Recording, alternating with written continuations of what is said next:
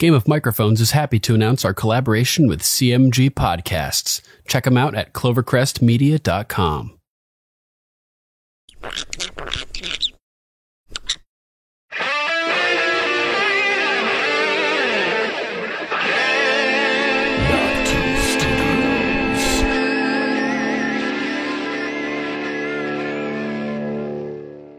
What you are about to hear is a hyper-condensed version of Game of Microphones Episode 108, covering Game of Thrones Season 7, Episode 6, Beyond the Wall. Comprised of highlights and bloopers from our full episode, the following clips are out of context and may be out of sequence. For more, go to gameofmicrophones.com and subscribe anywhere you get your podcasts. Spoilers ahead. Do you know what she did to me? She strapped me down on the bed. She stripped me naked. Sounds all right so far. We are the sword in the darkness.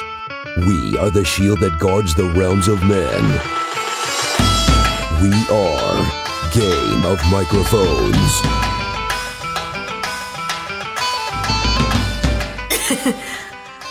Dick.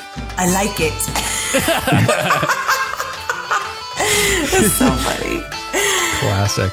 You're the one that they call the dog. Yeah. In great hound fashion. Fuck off. So, nope, it's pussy for me. I have a beauty waiting for me back in Winterfell. Thanks for the soundbite, Rachel. That's going at the end. Oh my god. Why do you always get me to say those lines? I'll show you how a man ends it. So badass. There's a fucking spider. Sorry. Thanks. Another good soundbite. Sorry. I don't know what to do. Hold on. Where'd it go? Oh, there it is. As we were starting our recording, I got up silently and stepped on a spider in my bare feet. I don't know what to do. It's like dangling from the ceiling. Tell it that if it has any problems with you, you'll burn it alive. Oh my god, sorry. That scared the shit out of me. It came down right in front of my face. No way. Yeah. That's epic. And it just goes to show you how sometimes shit things happen to good people, right? And that's something, totally. It happens pretty common in Westeros. They both lost their heads, too. Yeah. That's him. Drinking wine out of the skull of Joe fucking Mormont. Carl fucking Tanner. Carl fucking Tanner. Legend of Pit of Gin Alley. It's Fukin. It's not fucking. It's fucking Carl. Fucking Tanner. That's the best. Oh man, I love Carl Tanner. And this is when Jon sort of corrals Jorah off to the side and stops. And I'm like, oh my God, this is such a huge moment here. He starts to loosen his sword belt. And always taking off that sword belt. Oh my God. Yeah. Battle of the Bastards, throwing it on the ground. Because he looks super good doing it. Yeah. All the ladies want Jon to take his belt off. Just like Ned did. He admitted falsely to conspiring against Joffrey, forgetting about his own pride for the sake of the lives of his daughters. So Jon's going to do the same thing. It's like the one time Ned lied, he lost his head for it. Yeah. Oh, yeah. That's so cool, man. Yeah. I like it. So Jon's Jesus. Then we got the three wise men, Jorah, Beric, and Tormund. And who are the 12 apostles? Well, there's 12 of them that go out. Oh, 12 that go north, that range north? Yeah. So I would call Benjen the 12. Gotcha. He beat John the Baptist, I guess. I don't know. Well, we already have Jon the Bastard, so yeah. Yeah. That's awesome.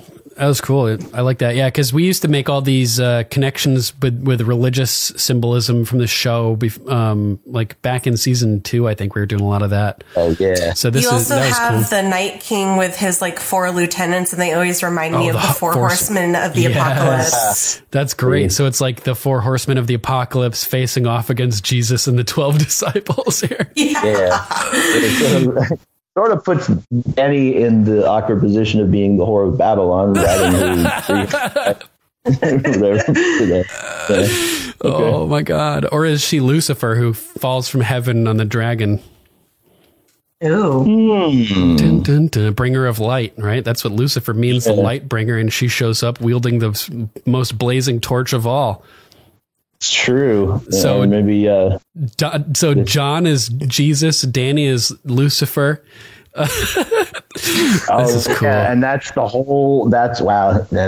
That's deep. Because John is also. I mean, I don't want to open this can of worms. I don't know, but he's also Hitler. I mean, I kind of think of him as like Jesus Hitler, or like he's sort of like, or a bizarro Hitler that's good. Why is he Hitler? Like okay, so he is the dark-haired, dark-eyed leader of the Targaryens of the the Aryans, the Targaryens. Yeah, with their their blonde hair and not blue eyes, but blue in the show anyway. But the Valyrians are definitely, I think, they're patterned on Aryans.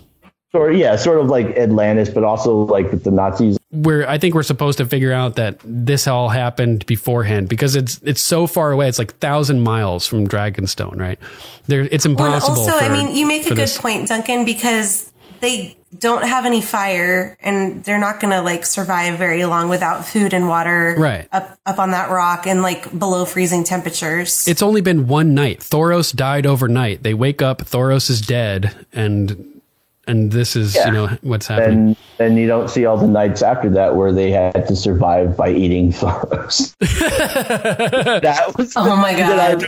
I never realized this until yesterday when I rewatched it again, and was just thinking like, oh shit, that's common practice. And why did JR want to bring Sam? Why was Sam so vital? In case they had to eat that nice because he's marbled. Yeah. Speaking of eating human flesh, Danny and John, they're so romantic together. I just love it. Oh my god. Those abs. Sitting there looking at his abs and his wound. Yeah, they're so rugged. That's when she gets a close view of his wounds. She probably sees them though when Davos is stripping off his frozen. She does. She's standing right there and she sees that all the scarring and his hot, sexy washboard abs. Yeah. Her mouth kind of drops open and she realizes that what Davos said is true and that there's something very magical about him. Yeah, exactly. She sees like a parallel of herself in him, that he's survived a miraculous situation type thing.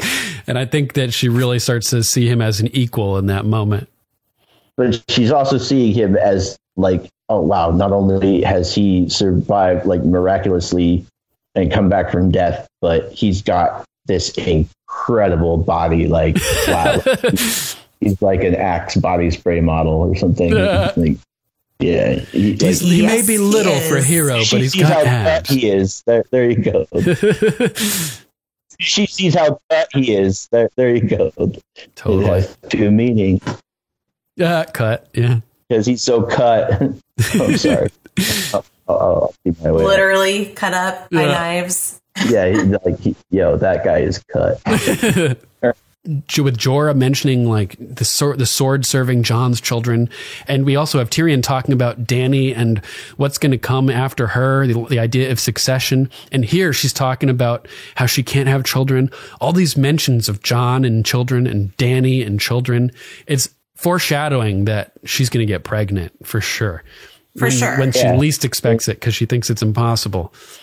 Earlier, when you said, you raised the question of whether we don't even know if Jorah can even have kids, I didn't want to interrupt, but I'm like, do we even know his stones turned to stone? Maybe if Jon, he's a fire white, I think. No, wait, I'm sorry, I'm getting him confused because George has said that Beric is a fire white. Right. So that means that Jon potentially is a fire white as well, since he's been revived by the R'hllor, the Lord of Light. Yeah. Apparently, from what it seems. So in that case, does a fire white have a heartbeat? Are they animated by necromancy? Are they actually alive? It's a good question. Yeah. I mean, is he capable of is he potent or is he? I mean, apparently he can get it up, so he, that would indicate blood flow. Blood, so Like, how could you say, oh, you still need to bend the knee? Like, there are 100,000 dead people, like, trying to kill us. Like, yeah. It's kind of a moot point at this point, I think, in Danny's mind. It's like, whatever. I have 3 dragons. I just pummeled them. Yes, I lost one because we didn't realize that, the Night King was an Olympic ice javelin thrower. Ice javelin. She is like, we're going to do it together. You have my word. Do it together. Yeah, that's what she said. She literally says, we're going to do it together. We're going to do it together. Yes, you are, girlfriend. He's like, thank you, Danny. And she goes, oh, Danny, who was the last person who called me that? I'm not sure. I know who was. It was George R.R. Martin 1,138 times in the first 5 books of A Song of Ice and Fire. Precisely. And she goes, oh, Danny, who was the last person who called me that? I'm not sure. Was it my brother? I know who was. It was George R.R. Martin 1,138 times in the first 5 books of A Song of Ice and Fire.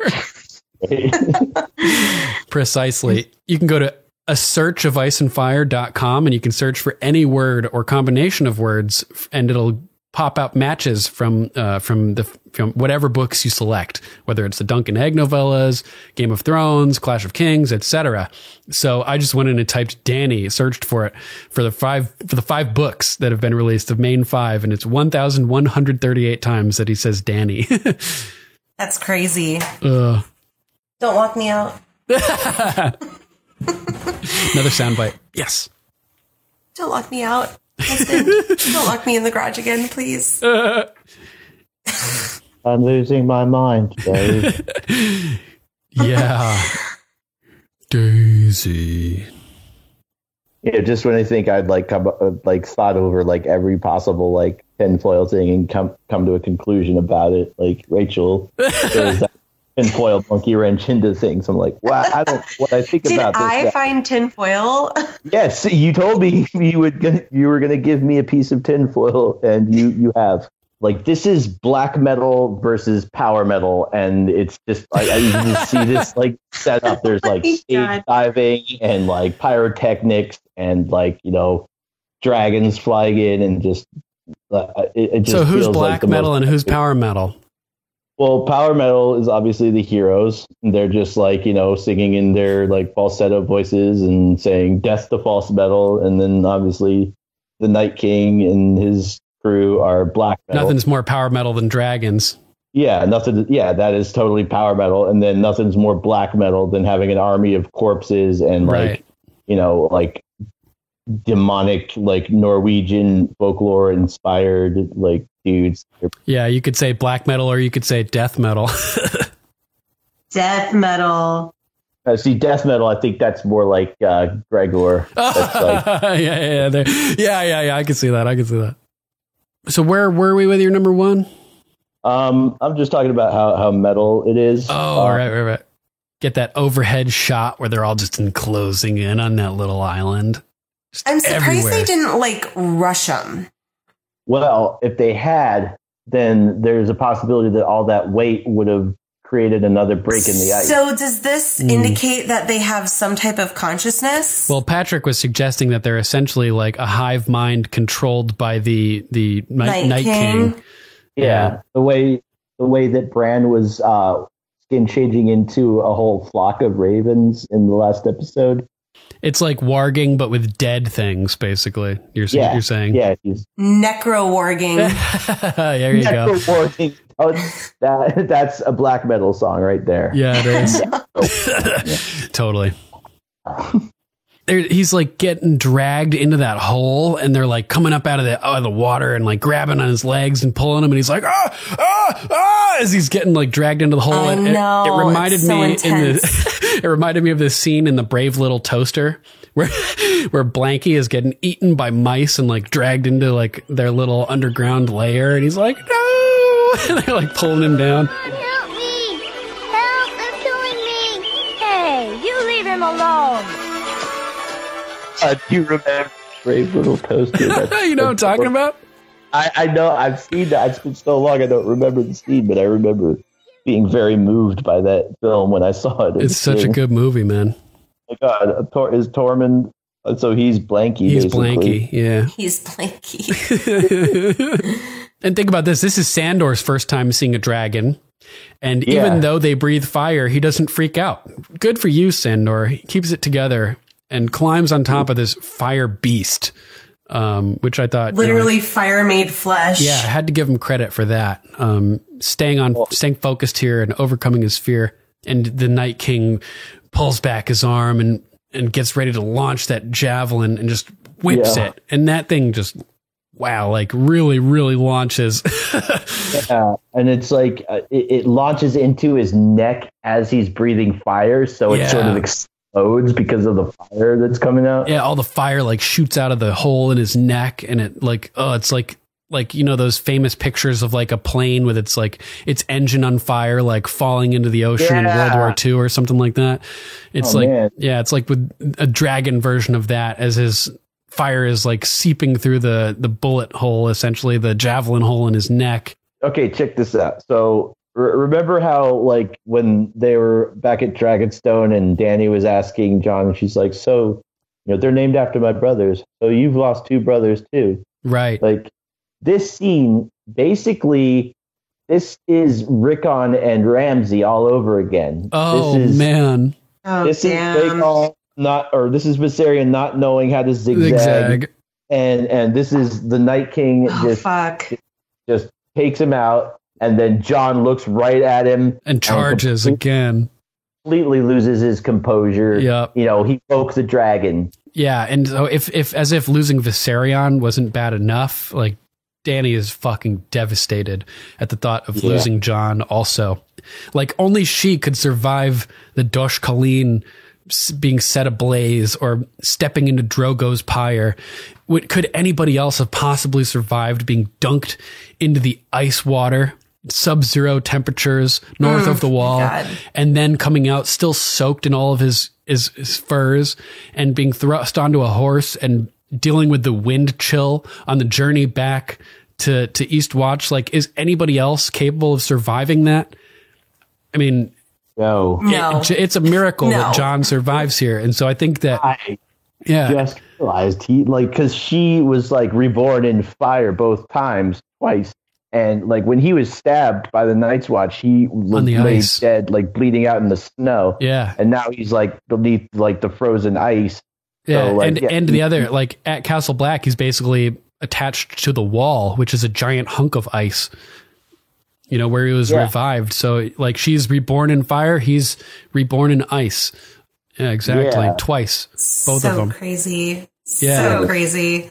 There's some people who say that Kit Harington and Emilia Clarke can't act. Like, and I'm like, fuck you. Because like, look at that scene. Yeah. Like, dude, there's some of the, they're awesome on this show. Like, I love both of their performances big time. Very nuanced. It's just that they're so nuanced that some people maybe can't like pick up on the nuances. They think that they're just like doing nothing, but they're just slight things that make such a huge difference, you know? Totally. Yeah. And there's also this idea of the neutral mask where the main characters sort of shows less emotion because you want him to appeal. You want to be able to sort of insert yourself into yeah, exactly. You want to project onto him and feel relatable. Yeah. And there's also like, you know, the idea that sometimes the character's acting in between aneurysms and nobody knows about it until holy shit. You hear about that? Yeah, you posted it. Yeah, for any listeners out there that were unaware, apparently immediately after wrapping season 1 and at some other point, which I didn't get that far in the article, Emilia Clarke suffered an aneurysm in her brain and was hospitalized and nearly died. And it's like a miracle that that she returned to full brain function and was like not completely like had her life ruined by these 2 successive aneurysms that she suffered. I mean, we're lucky to even have, you know, to have retained the Mother of Dragons for this entire series. It's like, that article was so crazy. It was horrifying. I've seen people like posting online like scenes that are just like, in retrospect, she gave this speech like in between, like in the midst of like brain surgery or whatever. Yeah, she had brain surgery, man. Like, oh my God. You gotta like give her credit for just like how tough she is. Like it's a rigorous shooting, this show. Like they shoot like 200 something days a year. It's like, man, you got to give her a lot of credit for pulling it together and powering through. Like the strength of her character Daenerys is like reflected by Emilia Clarke's strength her as a own person. Strength. Yeah, definitely. So they see this one horse and Dany's looking down from the outpost and she knows it's Jon, like it's gotta be Jon, right? Well, and he's like hunched over that horse. Yeah, he's just not like even like collapsed on standing. it. Just like the way he returns to Castle Black after Ygritte shoots him 3 times with arrows, right? Slumped over the horse. Yeah, that's so true. He just can't make it back to the wall and fully intact. Yeah. He's like stripped butt naked in front of her and has a stab wound in his heart and like 5 other stab wounds in his gut. And she's just like, what on earth? She's like, this is impossible. This is impossible. She is feeling now the way that what everybody people else felt when they like watch her come out of the flames. Yes. But she's in that position now, just in awe of somebody else who's survived a miracle. Like, yeah, that's so cool. She's in the footsteps, in the shoes of like the way Dario was or the way Jorah was when she stepped out of the fire. That's so fucking cool. Wow. It's her turn now. It's her turn to feel what it feels like to watch something that's not supposed to happen. Yeah. While simultaneously admiring somebody's making. Oh my God, I just fell out of my chair. Why?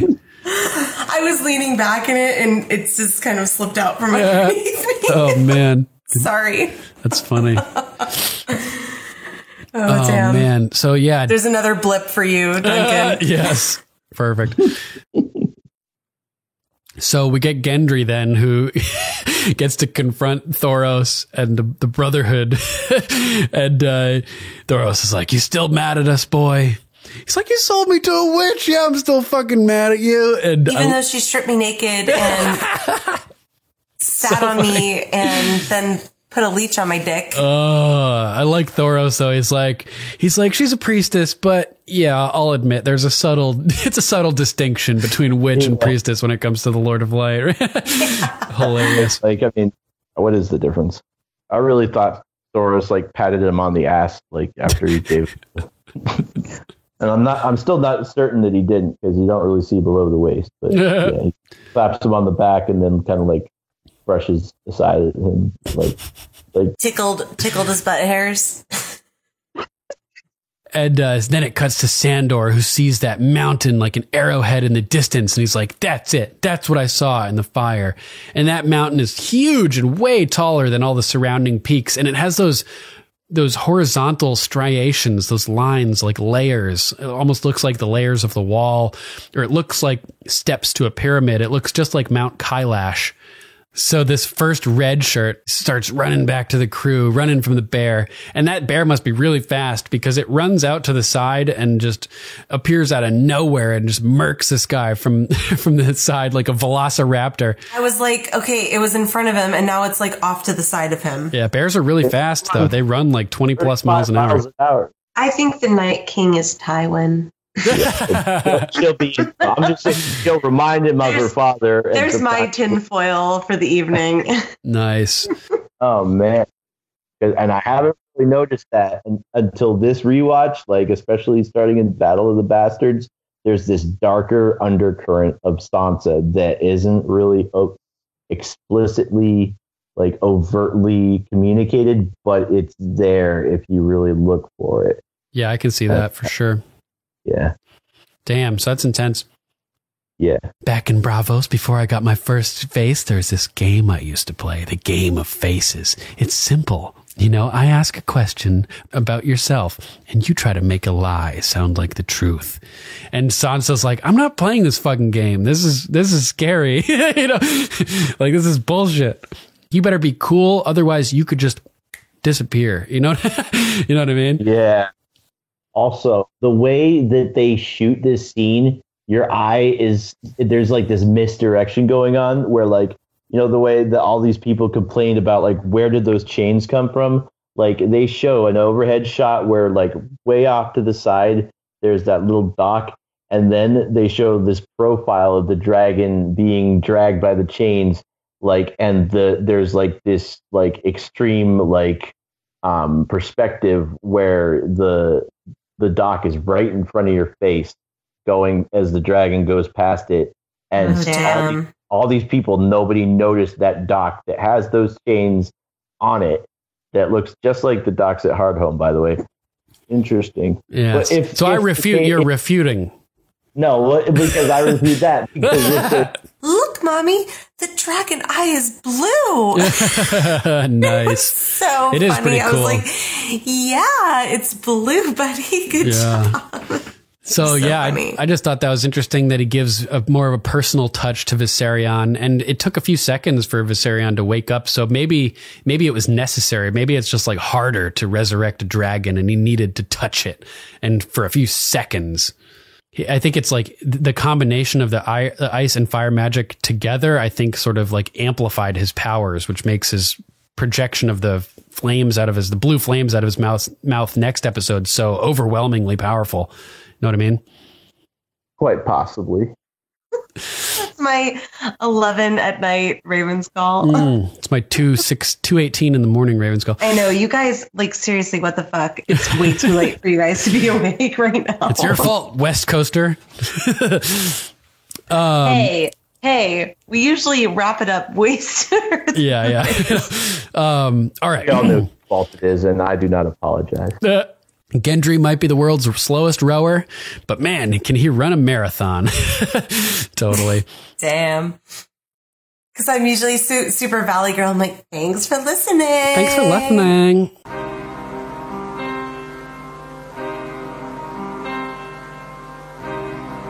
All right, that's our show, episode 108. Thanks for listening, everybody. 7 blessings, Sir Patrick, for joining us this evening. Yeah. We loved having you on tonight. Totally. Oh, really? Always good to have you, man. Hope I didn't derail the show too much. No, not at all. No. Said a lot more. It'll be you made some really, really cool points, man. Really cool points, for sure. Always really fun stuff. And a huge thank you to John Bailey, the epic voice guy from the Emmy-nominated Honest Trailers, for announcing our show. If you'd like to donate or subscribe to support us, you can go to paypal.me/GOMpodcast or patreon.com/GOMpodcast to donate an amount of your choosing. There are links to both at gameofmicrophones.com.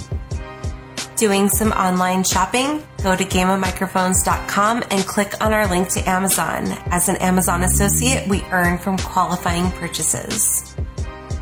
Any contribution you make helps, and you can help secure the continued existence of GOM. Whoop, whoop. We'd like to thank our patrons, Sir Matthew of House Rep, Lady Lucy of House Roberts, Lady Candace of House Twos, Lady Terry of House Theodore, Lord Jeff of House Allen, Sirenicide, Lord John of House Grills, Lord Jeremiah of House Carpenter, and Luke, the Low Duke. We love you guys and appreciate your patronage. And another thank you to Lord Bryson of House Wolf for your generous donation. Thank you guys so much. Thank you guys. We love you so much. Definitely. And make sure to check out Sirenicide, the serialized horror drama podcast featuring me and Archmaester Stitches. Go to Sirenicide.com and download it wherever you get your podcasts.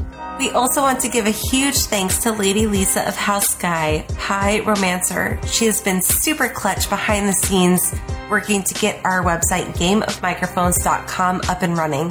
She's also an incredibly skilled artist, so check out her amazingly illustrated book, The People You May See, available now on Amazon.com. It's Prime eligible too, and you guys, seriously, I have a 2-year-old. He loves it, right? Totally. Go out and buy it. Yeah. You can check all of her work out at fineartsbylisa.com. She's also on Instagram and Facebook /fineartsbylisa. Next ep, we'll be covering the season 7 finale, The Dragon and the Wolf. Give it a watch and send us your thoughts. We'd love to read them on air. Fuck Bow, chicka, yeah. bow, wow. And interestingly about the dragon and the wolf, I mean, we'll talk about it next episode, but obviously right off the bat, you hear the dragon and the wolf and you think about Daenerys Targaryen and Jon Snow, right?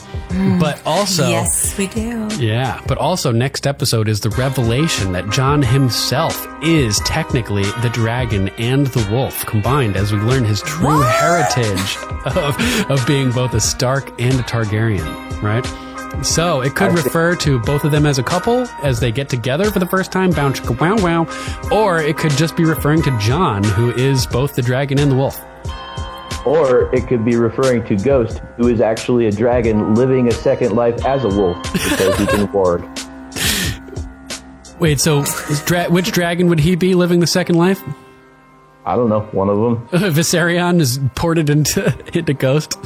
That'd be cool. He could be Balerion. He could be Aerys. Damn. Big I don't know. Balerion the Black Dread. Coolest dragon ever.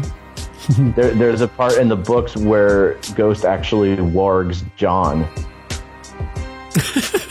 You don't see that. You don't see the other wolves doing that. There's a part where Jon gets warged by Ghost. I'm not kidding.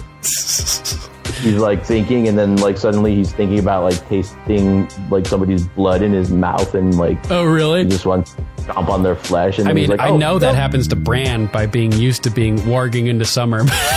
It's hilarious. All right. If you'd like to call us, you can always call us at 813-563-3739. That's 813-JOFFREY. If you would like to write in, you can email us at ravens@gameofmicrophones.com. Check out our Facebook page at facebook.com/BOM podcast. Imslap. You can... You can also listen to Game of Microphones on YouTube, BitChute, and Steemit. Just search for Game of Microphones to find our channel. Likes, comments, and shares are greatly appreciated. We're also on Twitter, Instagram, Gab, and Minds at GOM Podcast. And we're on Tumblr, too, at Game of Microphones. All right, that's our show. Thanks for listening.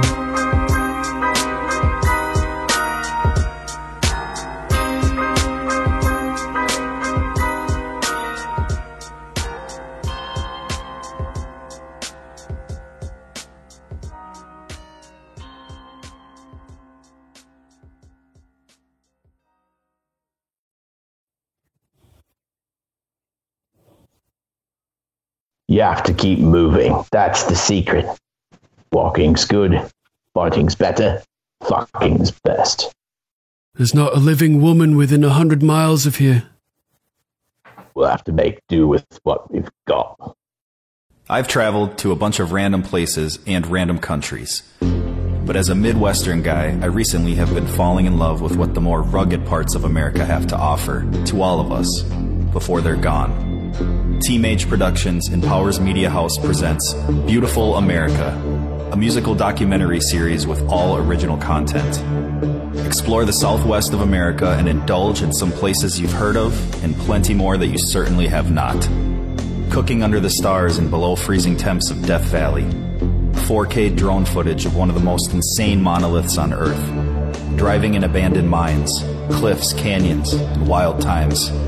Check it out. Team H Productions on Facebook and YouTube. That's TEAMAGE Productions. Beautiful America.